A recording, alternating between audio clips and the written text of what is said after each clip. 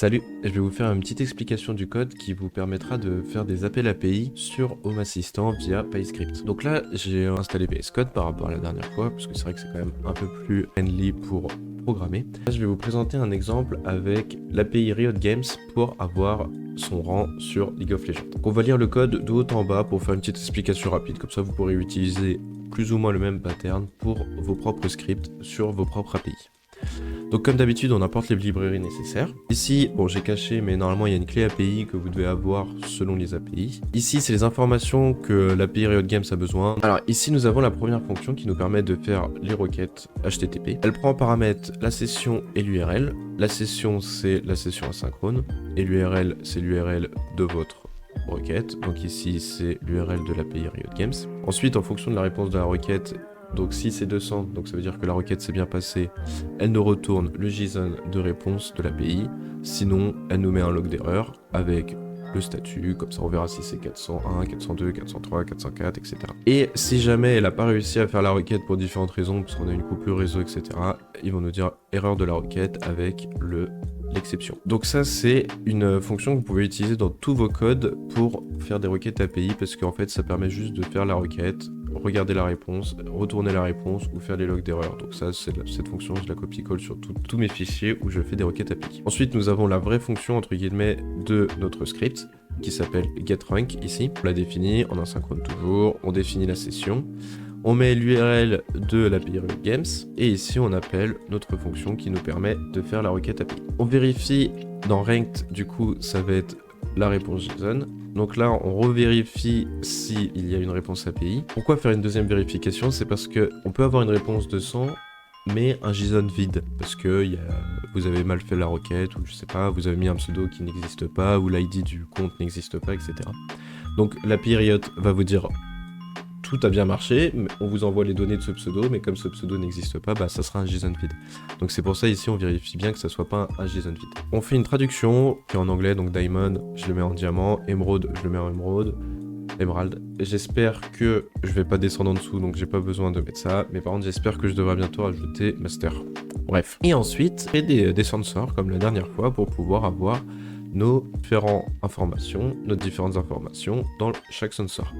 Donc ici le tiers ça va être diamant par exemple. Le rang, ce qu'ils appellent rank dans la Riot Games, c'est la division, donc par exemple 4 si on est diamant 4. Et les nombres de points, c'est le nombre de points de LP qu'on a, donc par exemple 80 en ce moment.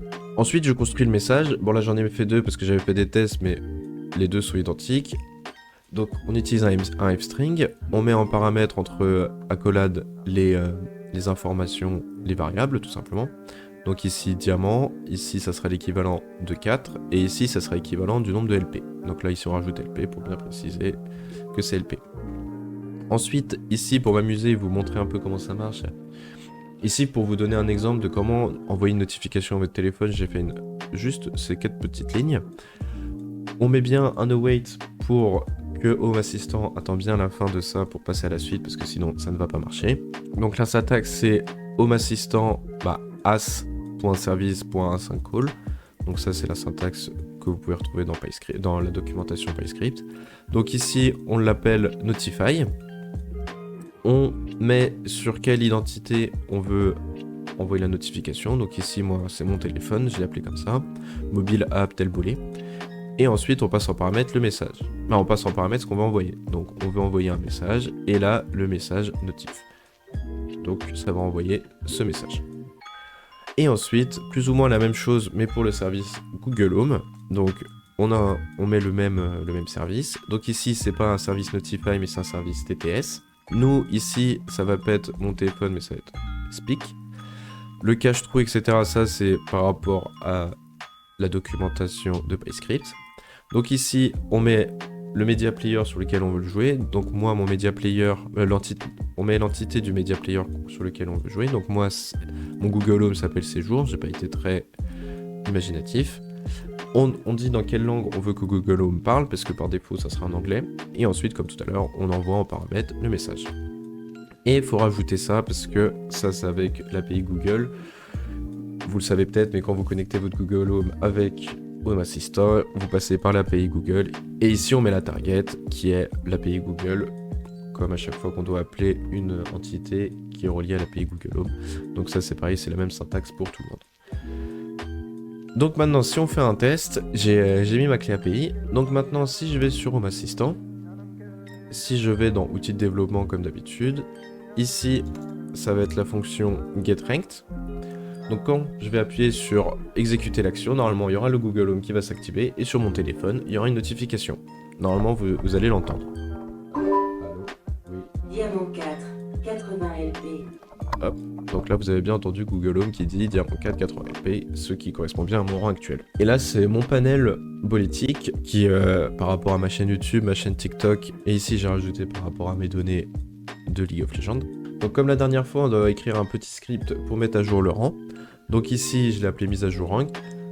Comme la dernière fois, ça fait juste une action qui appelle PyScript. Rien de bien sorcier. Et comme ça, après, derrière, on peut l'incorporer sur nos tableaux de bord. Par exemple, quand je clique ici, ça met à jour mon nombre d'abonnés TikTok et mon nombre d'abonnés YouTube, l'inverse. Donc ici, je vais vous montrer comment rajouter des petites vignettes cliquables. On appuie sur plus, on cherche une entité. Nous, on va chercher notre script qui s'appelle mise à jour rang. On continue. Comme ça, on a le petit logo et il nous indique s'il est désactivé ou pas. On ajoute au tableau de bord. Ensuite, il faut cliquer ici sur le modifier. Vous pouvez modifier le nom. Donc moi, ça va être Maj Ranked. L'icône, je vais le laisser comme ça. Et ensuite, il faut rajouter une interaction.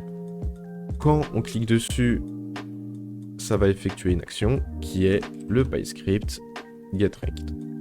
On enregistre. Et maintenant, si je clique dessus, le Google Home va encore s'activer. Diamant 4, 80 LP. Et ça a bien mis à jour les informations. Donc ici, j'ai créé une jauge assez simplement avec les LP. Donc ça, j'ai pris le sensor LP qu'on a créé sur ici, avec un maximum de 100. Quand je passe à 100, je passe à la division au-dessus, etc. Pour ceux qui connaissent un peu. Ici, j'ai mis des petits niveaux de sévérité, histoire de rigoler. Comme ça, quand je suis à 85 et je suis plus qu'à une victoire de montée, ça sera en vert. 85 ou plus. Et voilà. Et ensuite, vous pouvez aussi ajouter des petites entités. Par exemple, si vous voulez savoir le tiers, hop. Et si vous voulez savoir le rang, hop. Ici, on peut mettre là. Et donc là, ça met bien le tiers diamant 4. Vous pouvez inverser, vous pouvez faire plein de trucs derrière. Vous pouvez les ajouter en haut, vous pouvez, etc. l'utiliser dans tous les sens. D'où l'utilité d'utiliser des indicateurs. Comme ça, ça permet de les introduire partout. Voilà.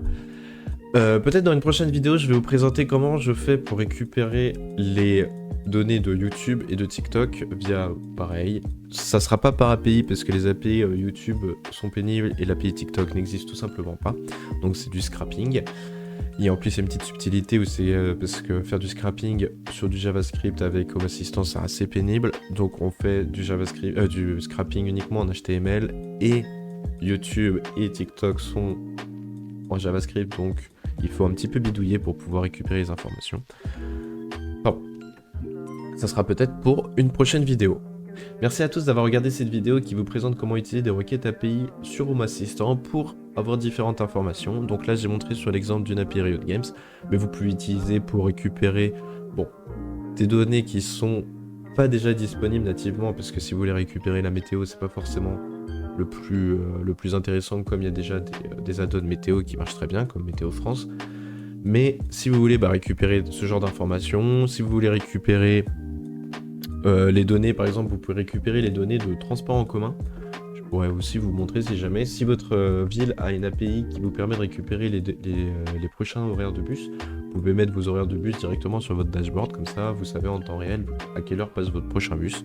Des choses comme ça. Voilà, merci d'avoir regardé cette vidéo sur la présentation des appels API avec Home Assistant. J'espère que ça vous aura plu. Si vous avez des questions, n'hésitez pas à les poser dans les commentaires. N'hésitez pas aussi à mettre un petit like et à vous abonner à la chaîne. Ça me permet de me soutenir et de faire grandir la chaîne doucement mais sûrement. Je vous dis à bientôt pour une prochaine vidéo.